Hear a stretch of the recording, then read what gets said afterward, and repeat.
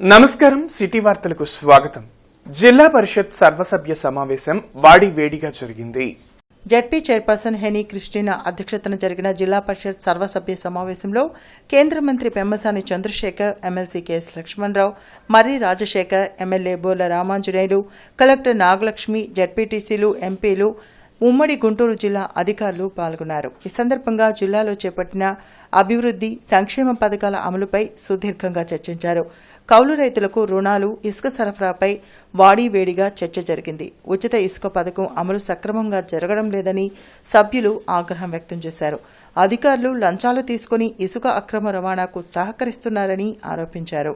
అదేవిధంగా జిల్లాలో కౌలు రైతులకు సకాలంలో రుణాలు అందడం లేదని సమావేశం దృష్టికి తీసుకొచ్చారు. అనధికార లేఅవుట్లు వేసి రాజధాని పరిధిలో రియల్ ఎస్టేట్ వ్యాపారం చేస్తుంటారని చెప్పారు. అక్రమ లేఅవుట్లు వేసేవారిపై చర్యలు తీసుకోవాలని డిమాండ్ చేశారు. లేని పక్షంలో రైతులకు తీవ్ర నష్టం జరుగుతుందని తెలిపారు. సమావేశం ముగిసిన అనంతరం పెమ్మసాని మీడియాతో మాట్లాడారు. జిల్లా పరిషత్ సమావేశంలో ప్రతి రైతులు, కౌలు రైతులు, వరి పంట రైతులకు అనుకూలంగా ఉండే విధంగా నిర్ణయాలు తీసుకున్నామని చెప్పారు. రైతులకు నకిలీ, మకిలి అంటించేవారు ఎంతటి వారైనా చూస్తూ ఊరుకోము, కఠిన చర్యలు తీసుకుంటామని ఆయన స్పష్టం చేశారు. ప్రతి సమస్యను పరిష్కరించే వరకు చర్యలు తీసుకుంటామని ఆయన వెల్లడించారు. అర్హులు కాదు, వాళ్ళకి అందకూడదు. డెఫినెట్గా అధికారులను ప్రశ్నిస్తాం. ఇవే కాదు, చాలా ఉన్నాయి. నకిలీ ఎరువులు ఉన్నాయి, ఇంకా నకిలీ విత్తనాలు ఉన్నాయి. ఉన్న టైంలో మ్యాక్సిమం ఎంత చేయగలమో అంత చేయగలుగుతా ఉన్నాం. డెఫినెట్గా ఇవన్నీ మీరు వచ్చే ప్రతి నెల మీరు చూస్తూ ఉంటారు. ఈ గుంటూరు ప్రాంతంలో ఎటువంటి తప్పిదాలు జరగకుండా మ్యాక్సిమం ట్రై చేస్తాం. అంటే వ్యవస్థలో మీరు కూడా అర్థం చేసుకోవాలి. వ్యవస్థలో ప్రతి చిన్న అధికారికి వెళ్ళి ఈ రోజున అన్నీ ఒక వ్యక్తి పైన ఒక చంద్రబాబు నాయుడు గారు కానీ, నేను కానీ, ఇంకోళ్ళు కానీ అన్నీ మనం అబ్జర్వ్ చేయలేము. మనకు ఉన్నటువంటి లిమిటెడ్ టైంలో తప్పులు జరుగుతాయి, ఒకటి అరా. డెఫినెట్గా మళ్ళీ తప్పు జరగకుండా ఎటువంటి చర్యలు తీసుకోవాలో అవన్నీ తీసుకుంటాం మాకు వచ్చేటప్పుడు. ఇప్పుడు ముఖ్యంగా 10th క్లాస్ విద్యార్థులకు సంబంధించి ఆల్రెడీ ఒక ఫోకస్ పెట్టాం. ఇప్పుడు దాని మేరకు ఈరోజు మీరు ఎక్కడికైనా వెళ్ళి 10th క్లాసు బోధించేటటువంటి టీచర్ లేడు అని మాట మీరు చెప్పలేరు. ఎందుకంటే అన్ని అడ్జస్ట్మెంట్ జరిగిపోయాయి. సో ఆయన మాటకి విలువ ఉంది. ఆయన మాట ఏదైనా చెప్పారంటే దాన్ని అమలుపరచడానికి అధికారులు అందరూ కూడా ఉన్నారు. మేము కూడా ఎమ్మెల్యేలుగా దాన్ని అమలుపరిచే విషయంలో త్రికరణ శుద్ధిగా పనిచేస్తున్నాం. ఇప్పుడు హాస్టల్స్ మీద పడ్డాం. తప్పకుండా ఇప్పుడే మరి కాకమాండ్లో బాలికల హాస్టల్కి మంచినీళ్ళు లేవు, కాంపౌండ్ వాళ్ళు లేదన్నటువంటి విషయం కూడా సభ దృష్టికి తెచ్చారు మంత్రి గారు. ఇప్పుడు అన్నీ కూడా నోట్ చేసుకుంటున్నారు. ఒక్కొక్కటి నెక్స్ట్ ఒక నెల రోజుల్లో, నెల 2 నెలల్లో ఈ హాస్టల్కి సంబంధించినటువంటి పూర్తిగా అక్కడ ఉన్నటువంటి మెస్ ఛార్జీలు కావచ్చు, లేదా అక్కడ ఉన్నటువంటి ఇన్ఫ్రాస్ట్రక్చర్ కావచ్చు, అన్నిటి మీద ఫోకస్ చేయడం జరుగుతుంది. సో ఏదేమైనా ఈరోజు సభ అంతా కూడా తీర్మానం చేసింది ఏంటంటే మంత్రి గారి యొక్క చొరవతో జిల్లా ముందడుగు వేస్తుంది, అన్ని విధాలుగా ముందు నడుస్తుంది అన్నటువంటి విషయం మీద ఏకగ్రీవమైనటువంటి అభిప్రాయం వచ్చింది. ఇండియన్ మెడికల్ అసోసియేషన్ ఆధ్వర్యంలో 66వ వార్షికోత్సవం గత 3 రోజులుగా జరుగుతుంది. జింకానా హాల్లో జరుగుతున్న ఐఎంఏ సమావేశంలో 2 తెలుగు రాష్ట్రాల నుంచి వచ్చిన పలువురు డాక్టర్లు పాల్గొన్నారని స్టేట్ ప్రెసిడెంట్ జి నందకిషోర్ పేర్కొన్నారు. ఈ సదస్సులో ప్రజల ఆరోగ్యాన్ని ఏ విధంగా రక్షించాలనే అంశాలపై అవగాహన కార్యక్రమం నిర్వహించామని తెలిపారు. రాష్ట్రంలో డాక్టర్లపై దాడులు ఎక్కువగా జరుగుతున్నాయని ఆవేదన వ్యక్తం చేశారు. అందుకే ముఖ్యమంత్రి చంద్రబాబు నాయుడు డాక్టర్లకు రక్షణ చట్టం అమలు చేయాలని కోరుతున్నామని తెలిపారు. అంతేకాకుండా డాక్టర్ల సౌలభ్యం కోసం సింగిల్ విండో రిజిస్ట్రేషన్ ఇంప్లిమెంట్ చేయాలని కోరారు. ఈ కార్యక్రమంలో national president doctor R V Ashokan, joint secretary doctor Sevakumar, doctor Jayachandra Naidu, doctor Subhash Chandrabose, doctor N Kishore పాల్గొన్నారు. యాక్ట్ నెంబర్ 11 2008లో మాకు డాక్టర్లకు రక్షణ చట్టం పెట్టారు. ఈ మధ్య మీకు తెలుసు లేదో చెన్నైలో కూడా రీసెంట్గా ఒక డాక్టర్ని స్టాప్ చేశారు. అది యాక్చువల్గా స్టేజ్ 4 క్యాన్సర్. అది చాలా కష్టం. అయినా ఇలాంటి ఇన్సిడెంట్ జరుగుతుంటే భవిష్యత్తులో డాక్టర్లు వైద్యం రావడానికి కూడా ముందుకు రావడానికి భయపడతారు. ఈ పరిస్థితిలో మేము ఆల్రెడీ ఉన్న యాక్ట్ని కొంచెం మాడిఫై చేయమని, అమెండ్మెంట్ చేయమని చెప్పి చంద్రబాబు నాయుడు గారికి చెప్పడం జరిగింది. చంద్రబాబు నాయుడు గారు కూడా వైజాగ్లో వచ్చినప్పుడు డెఫినెట్గా ఈ యాక్ట్లో మాడిఫై చేద్దామని చెప్పారు. మాకు ఎక్స్పీరియన్స్ ఇచ్చారు. ఆల్రెడీ ఇది ఇనిషియేట్ అయ్యింది. అలాగే సింగిల్ విండో రిజిస్ట్రేషన్, అంటే ఈ రిజిస్ట్రేషన్స్ ప్రాసెస్ అనేది ఎవ్రీ 5 yearsకి ఒకసారి చేయమని అడుగుతున్నాం. ఎందుకంటే డాక్టర్స్ కొంచెం ఒక స్ట్రెస్ ఫ్రీ ఎన్విరాన్మెంట్ ఫ్రీగా ఉంటే సర్వీసెస్ బాగా అవుతారు. వాళ్ళని ఒత్తిడి గురి చేస్తే ఇటు పబ్లిక్ కానీ, ప్రజలు గవర్నమెంట్ కానీ చేస్తే ఏముందంటే ఆ సర్వీసెస్ కొంచెం తగ్గే అవకాశం ఉంటాయి. Case sheet or the data belongs to the patient. Only a court of law can ask for these case sheets. But under ADHM, full case sheets are being uploaded and the data goes where we don't know. We have asked ADHM, what is the law under which you are operating? They are not able to answer this question. And our main concern is, if this data goes only to the government, we will not object it. If the government is going to use this data for the public welfare, we will still support it. But this data can be shared to data fiduciaries. Data fiduciaries are anyone who uses this data. Who is that anyone who uses this data? Private health insurance, pharma industry, and there is a provision to share this data, though in an anonymous format. మహిళా సాధికారతకు కూటమి ప్రభుత్వం కట్టుబడి ఉందని తూర్పు MLA Mohammed Naseer Ahmed తెలిపారు. ఇందులో భాగంగానే మహిళా నైపుణ్య శిక్షణ కార్యక్రమాలు విరివిగా ఏర్పాటు చేయడం జరిగిందని అన్నారు.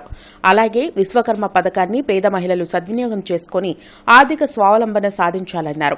అంజుమన్ ఈ ఇస్లామియా కమిటీ ఆధ్వర్యంలో మిషన్ ట్రైనింగ్ ప్రోగ్రాంలో భాగంగా దాతల సహకారంతో పేద మహిళలకు కుట్టు మిషన్లు పంపిణీ కార్యక్రమం తూర్పు ఎమ్మెల్యే మహమ్మద్ నసీర్ అహ్మద్ చేతుల మీదుగా జరిగింది.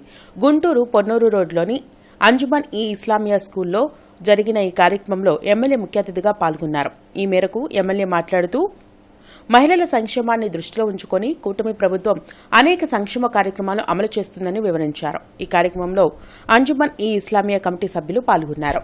అంజుమన్ ఇస్లామియాలో ప్రతి 90 రోజులకు ఒకసారి 30 మందితో ఒక బ్యాచ్ని నిర్వహించడం, వారికి కావాల్సినటువంటి శిక్షణతో పాటు కుట్టు మిషన్లు కూడా ఏర్పాటు చేసేటువంటి కార్యక్రమాన్ని తీసుకొని ముందుకు సాగుతూ ఉన్నాం. తప్పకుండా రాబోయేటువంటి రోజుల్లో ప్రతి ఒక్కరు ఇక్కడ ట్రైనింగ్ తీసుకున్నటువంటి ప్రతి ఒక్క మహిళకు కూడా వారికి కావాల్సినటువంటి వృత్తిలో నైపుణ్యత కలిగిన తర్వాత వారికి అవసరమైనటువంటి ఎంప్లాయ్మెంట్ క్రియేషన్ను కూడా అంజుమన్ ఇస్లామీ ఆధ్వర్యంలో తప్పకుండా తీసుకుంటామని చెప్పి తెలియజేస్తూ ఈ కార్యక్రమాన్ని రాబోయేటువంటి రోజుల్లో మరింత పెద్ద ఎత్తున ఈరోజు 30 మంది నేర్చుకుంటా ఉన్నారు.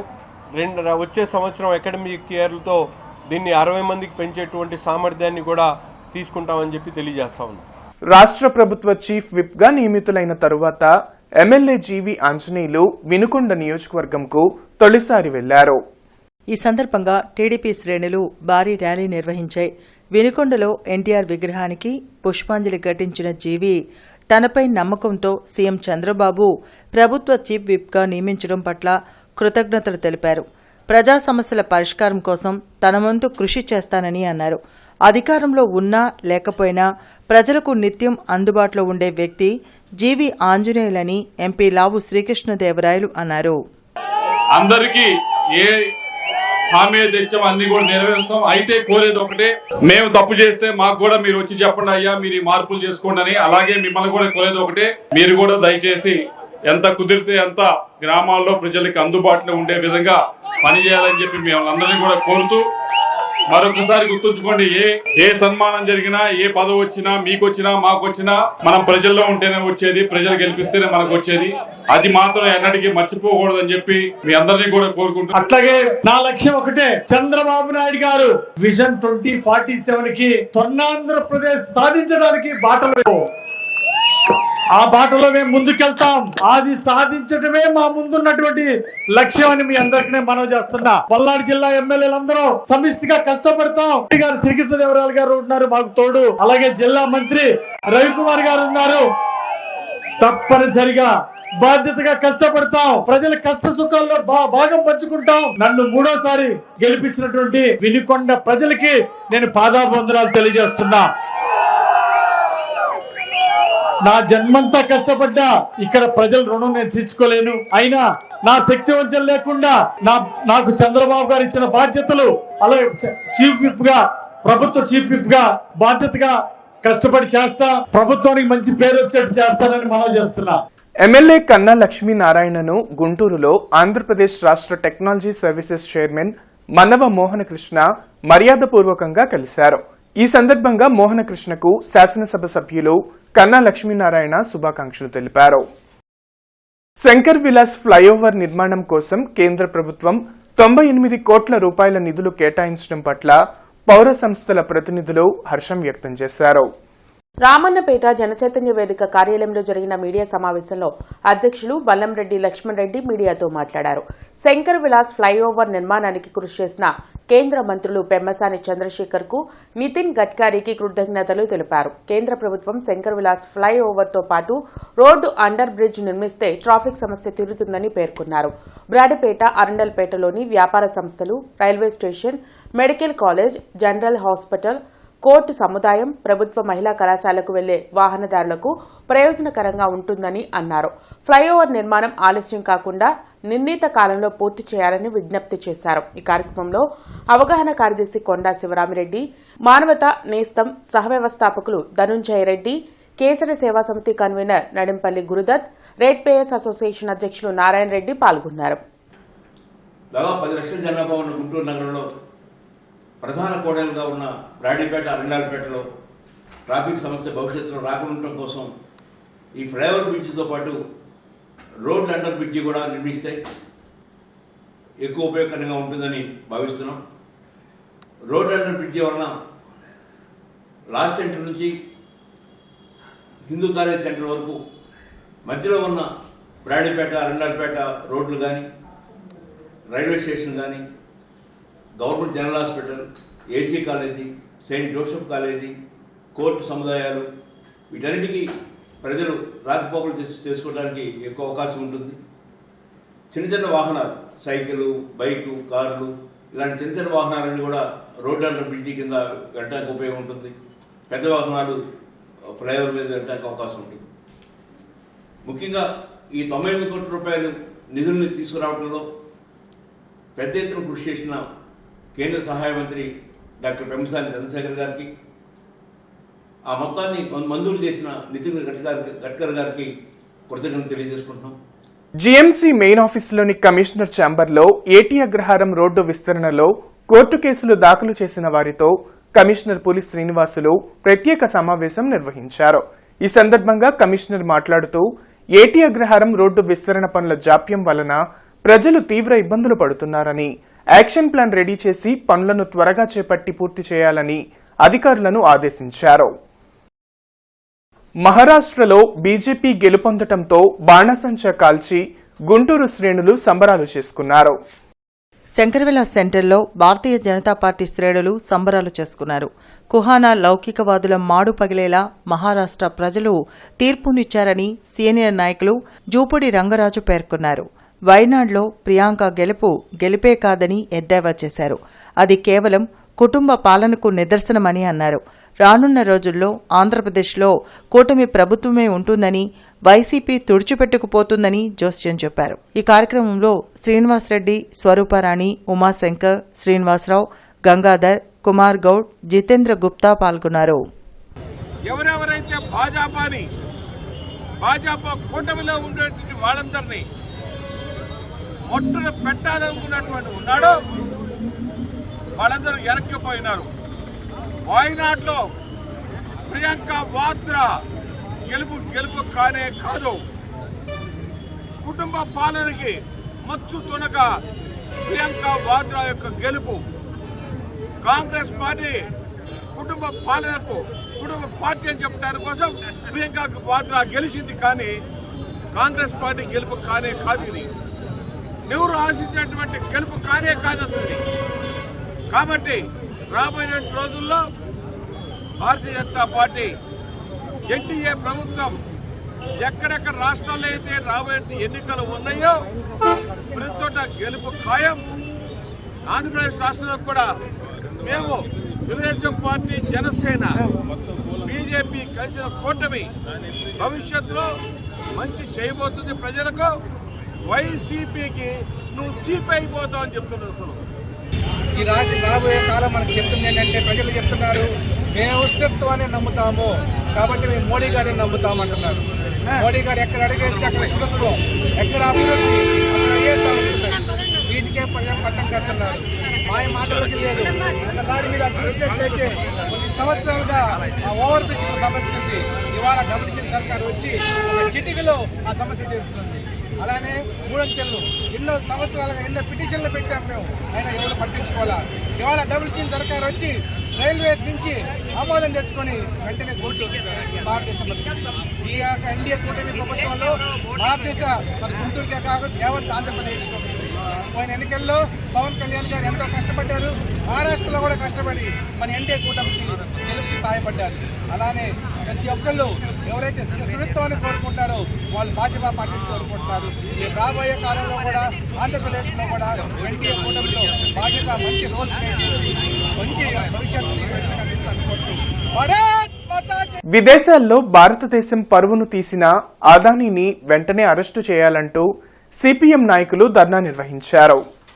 శంకర్విలాస్ సెంటర్లో సిపిఎం ఆధ్వర్యంలో ధర్నా జరిగింది.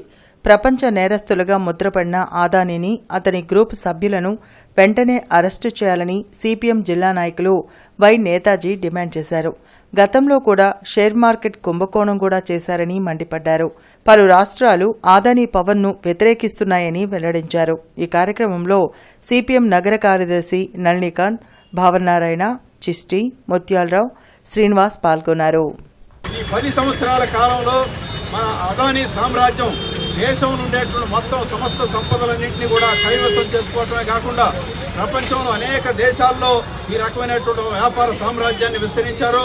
నిన్న కాక మొన్న బంగ్లాదేశ్ సంబంధించినటువంటి హైకోర్టు కూడా అదానీ పవర్ అగ్రిమెంట్ని రద్దు చేయాలి, ఎక్కువ మొత్తానికి ఈ పవర్ అగ్రిమెంట్ జరిగింది అని చెప్పేసి ప్రకటించడం జరిగింది. గతంలో శ్రీలంక ప్రభుత్వంలో కూడా ఆ రకమైనటువంటిది వచ్చింది. అందుకని వాళ్ళ ప్రపంచవ్యాప్త నేరస్తుడుగా పరిగణించబడుతున్నటువంటి ఈ అదానీని తక్షణం అరెస్ట్ చేయాలని చెప్పేసి సిపిఎం పార్టీగా డిమాండ్ చేస్తాం. కేంద్ర మంత్రి పెమ్మసాని చంద్రశేఖర్ ను జాప్ నేతలు వాకా శ్రీనివాసరావు, సురేష్ బాబు కలిశారు. జర్నలిస్టుల సమస్యలను పెమ్మసాని దృష్టికి తీసుకొచ్చారు. తెలుగు రాష్ట్రాల్లో పాత్రికేయులకు అందాల్సిన సంక్షేమ ఫలాలు, హెల్త్ కార్డులు, అక్రిడిటేషన్ కార్డుల గురించి చర్చించారు. దీనికి సానుకూలంగా స్పందించిన కేంద్ర మంత్రి సమస్యల పరిష్కారానికి కృషి చేస్తానని హామీ ఇచ్చారు. అదేవిధంగా పలు ప్రజా సమస్యలను సైతం వాకా శ్రీనివాసరావు, సురేష్ బాబు కేంద్ర మంత్రి పెమ్మసాని దృష్టికి తీసుకువచ్చారు. వెంటనే పరిష్కరిస్తానని భరోసా ఇచ్చారు. కేంద్ర మంత్రి స్పందన పట్ల వారు తమ హర్షం వ్యక్తం చేశారు.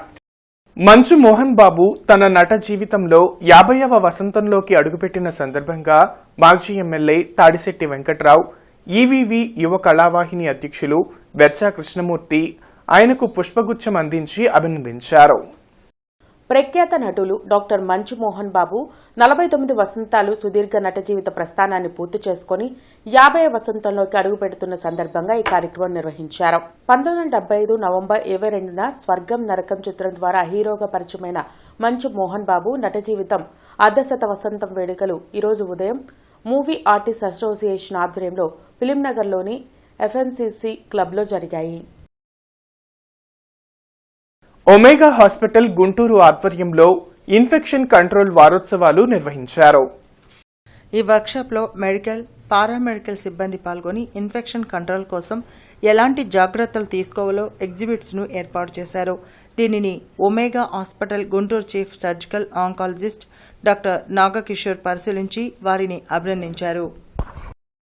నర్సెస్ అందరూ కూడా కలిసి సీనియర్ నర్సెస్ ఒక్కొక్క సెటప్ పిహెచ్సి దగ్గర నుంచి, క్యాన్సర్ హాస్పిటల్ దగ్గర నుంచి, ఆపరేషన్ థియేటర్ దగ్గర నుంచి అన్నిట్లో ఎలా చేస్తే ఇన్ఫెక్షన్ లేకుండా ఉంటుంది, పేషెంట్కి బెస్ట్ అవుట్కమ్ ఉంటుంది, తొందరగా రికవర్ అవడానికి అవుట్కమ్ ఎలా ఉంటుంది, వాళ్ళ ఆలోచనలతో పాటు పరిశోధన చేసి దీంట్లో ప్రజెంటేషన్ చేయటం జరిగింది.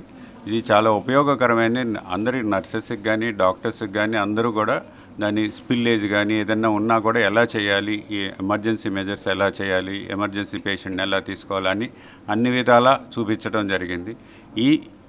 ఈ ఎగ్జిబిషన్ ద్వారా ఈ ఉన్న ప్రజానీకం కానీ మెడికల్, పారామెడికల్ పీపుల్కి కానీ మంచి ఉపయోగం కలుగుతుందని ఆశిస్తున్నాం.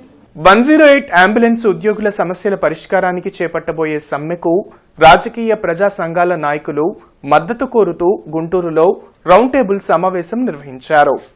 బ్రాడీపేటలోని యూటీఎఫ్ కార్యాలయంలో సిఐటియు ఆధ్వర్యంలో AP 108 services ambulance employees union నాయకులు రౌండ్ టేబుల్ సమావేశం నిర్వహించారు. ఈ సందర్భంగా 108 జిల్లా కమిటీ సభ్యులు రామకృష్ణ మీడియాతో మాట్లాడారు. ప్రజలకు ఎంతో ఉపయోగకరంగా ఉన్న 108 అంబులెన్స్ వ్యవస్థను కార్పొరేట్ సంస్థలకు అప్పగించే కుట్ర జరుగుతుందని మండిపడ్డారు. 108 ఉద్యోగులను ప్రభుత్వ ఉద్యోగులుగా గుర్తించి ప్రభుత్వమే సంస్థను నిర్వహించాలని డిమాండ్ చేశారు. ప్రభుత్వానికి ఎన్నిసార్లు వినతులు ఇచ్చినా పట్టించుకోవడం లేదని అన్నారు. గత్యంతరం లేని పరిస్థితిలో నవంబర్ 25 నుంచి నిరవధిక సమ్మెకు దిగుతున్నామని వెల్లడించారు. ఇకనైనా ప్రభుత్వం స్పందించి 108 ఉద్యోగుల సమస్యలు పరిష్కరించాలని విజ్ఞప్తి చేశారు. ఈ కార్యక్రమంలో పాసన్ రామారావు, నారాయణ, శివశంకర్, ముత్యాలరావు, అరుణ, చిష్టి, లక్ష్మణరావు పాల్గొన్నారు. అది కానీ కేవలం మమ్మల్ని మాత్రం ప్రభుత్వ ఉద్యోగులు గుర్తించండి, యాజమాన్యాల నుంచి చరం నుంచి మమ్మల్ని విడిపించవలసిందిగా కోరుతున్నాము. రేపు చలో మహానాయకుల ధర్నా రేపు 25వ తారీఖున విజయవాడ కేంద్రంగా అన్ని రాష్ట్ర నలుమూల నుంచి కూడా ఉద్యోగస్తులందరం అక్కడ చేరుకోబోతున్నాము. నాయకుల ధర్నా ఉంది. ఈ ఎట్టి పరిస్థితుల్లో కూడా మా డిమాండ్లు నెరవేరిన పక్షంలో మేము 25 అర్ధరాత్రి నుంచి అన్ని సంఘాల మద్దతు తీసుకుని కూడా మేము సమ్మెలోకి వెళ్తామని చెప్పేసి ఘంటాబద్ధంగా తెలియజేస్తా ఉన్నాం. ఏఎన్యూలోని PG department of legal studies మరియు BR Ambedkar school of legal సంయుక్త ఆధ్వర్యంలో లీగల్ ఎయిడ్ అవగాహన కార్యక్రమం జరిగింది. ఈ కార్యక్రమానికి డాక్టర్ రత్నశీలమణి ముఖ్య అతిథిగా హాజరై ప్రసంగించారు. ప్రతి ఒక్కరూ న్యాయ పోరాటం చేయటం ద్వారా తమ హక్కులను కాపాడుకోవాలని అన్నారు. కార్యక్రమంలో పలువురు లాయర్లు, డాక్టర్లు పాల్గొన్నారు. The statutes and all that, and so this is where I think the program, the legal aid awareness program, has a great responsibility because this is one way you can ensure that justice reaches to the poor people who can't go to the courts, who can't afford a lawyer. ప్రతి ఒక్కరికి కొంచెం అందరి జనంలోకి వెళ్ళాలి.